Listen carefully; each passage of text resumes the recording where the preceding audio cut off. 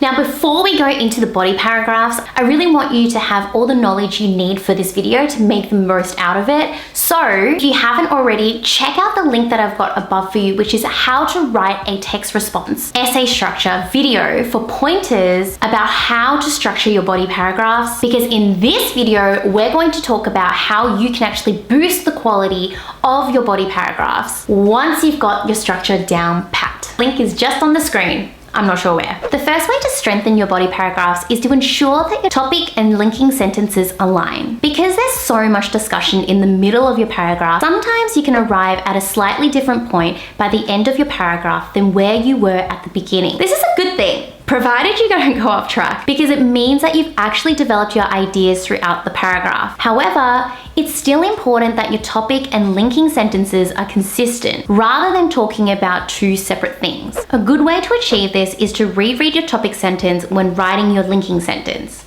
They should be similar but not identical, and it's ideal for your linking sentence to use a phrase like ultimately, above all, or as such, in order to bring each paragraph to a smooth end. Let's look at this example of a topic and linking sentence written in response to the Station 11 prompt. Despite his virtues, Arthur Leander is essentially a bad man. Do you agree? Now, just really quickly, if you're not doing this text, just remember that's completely okay. I'm going to use examples from multiple different texts, so you don't need to know them. It's just there as examples for you to help you understand tangibly how you do this for yourself and your own text. The topic sentence for the writer's first body paragraph is, when we consider Arthur Leander's life in the spotlight, it would be hard to deny that he sometimes behaved immorally.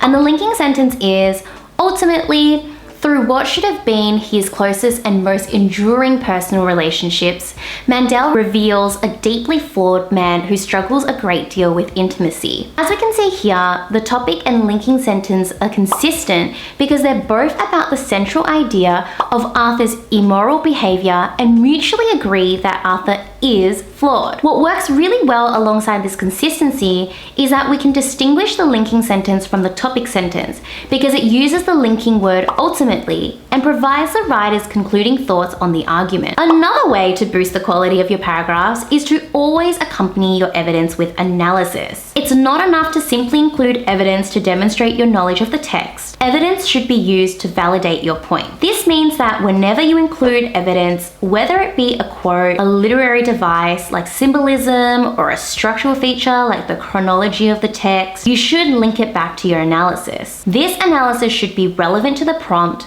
That way, you can prevent going off track. Let's look at this A+ standard excerpt from a body paragraph on Rear Window for an example on cohesive evidence and analysis. Through the restricted window frame of Jeff's apartment, the audience can see the variety of apartments across the courtyard, each home to different people with different jobs, relationships, struggles, and desires. Whilst each of Jeff's neighbors are physically able to move outside the small courtyard and interact with the world around them, Jeff is restricted to seeing the world through a small alleyway alone that exposes a slither of the external street. Jeff's cast, marked with the words, "Here lies the bones of L.B. Jeffries," is symbolic of his physical entrapment. As the camera moves towards his walls, the audience sees the photographs he has taken in the past, where he was immersed right in the action, a stark juxtaposition to his current predicament. As we can see here, the writer introduces a piece of evidence, whether it be the film technique of the restricted window frame,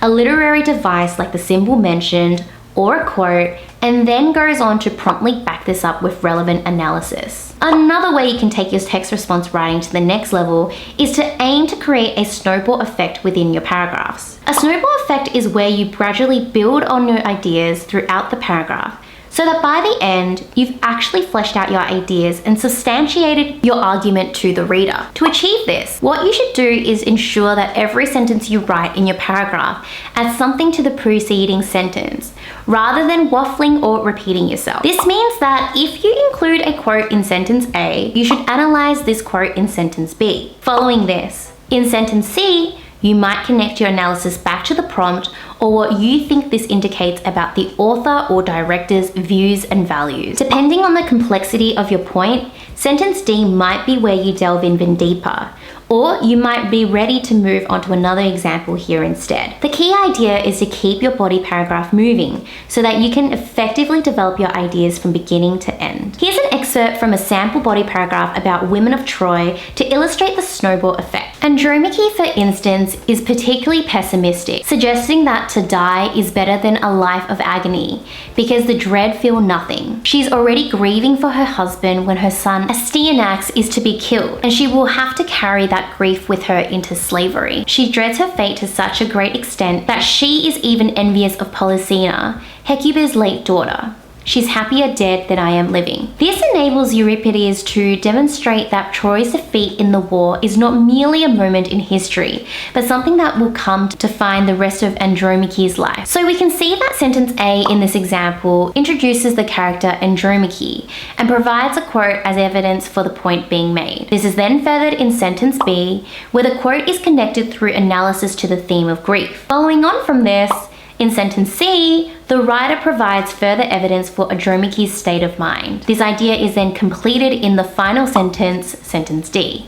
which makes a broader point about how Andromache is used by Euripides to comment on Troy's defeat in the war. Now, the next and final way to ace your text response body paragraphs is to use keywords from the prompt as well as their synonyms throughout your writing. At the end of the day, you could write a mind-blowing body paragraph in your essay, but if it isn't relevant to the prompt, then it still won't fulfill everything your teacher's looking for. To avoid this and ensure that your paragraph doesn't go off track, remember to integrate the keywords from the prompt throughout your paragraph. To get into the habit of this, it's a good idea to highlight the prompt's keywords while planning. This way, you'll have a visual clue that will enable you to identify the words you should be using with just a glance back at the prompt. Adding to this, rather than using the same words over and over, you can take your writing to the next level by finding appropriate synonyms for the keywords of the prompt and starting to incorporate these into your paragraphs alongside the original keyword. This will help you prevent your writing from getting dull and repetitive, and actually enables you to demonstrate your breadth and accuracy of vocabulary at the same time. Now, if you found this video helpful, I have even more advice I want to share with you.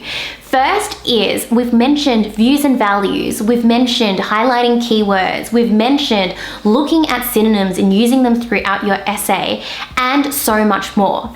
And so I go into a lot more detail about all of these in my How to Write a Killer Text Response Study Guide, where I literally take you through how you can break down an essay topic, what to do in your planning stages with our special Think and Execute strategy, where you learn the ABC method to actually break down the prompt, and then how you actually go and create a piece of writing or a piece of essay that's gonna help you get your A+. So I'll link that up above up there, but also if you are studying any one of the texts that's on the VCAA's curriculum, such as Rear Window, such as Women of Troy, and an array of other study guides, then I highly recommend you check out my shop, where I've got incredible reviews from students to say that these study guides have really helped them get those better marks in their essays. The link to browse all of the study guides is just up on the screen. So if you like this video, then I have a feeling you're gonna like next week's video, where I talk about the 5 ways you can boost your text response skills and start writing even better essays. So if you stayed all the way until the end of this video, I wanted to say thank you so much. I really appreciate you and the fact that hopefully you got a lot of value out of this video. If you're excited for next week's video, then I'd love for you to comment boost, just so that I know you've come all the way to the end and you think that next week's video is going to be helpful for you. I'll see you guys then. Bye!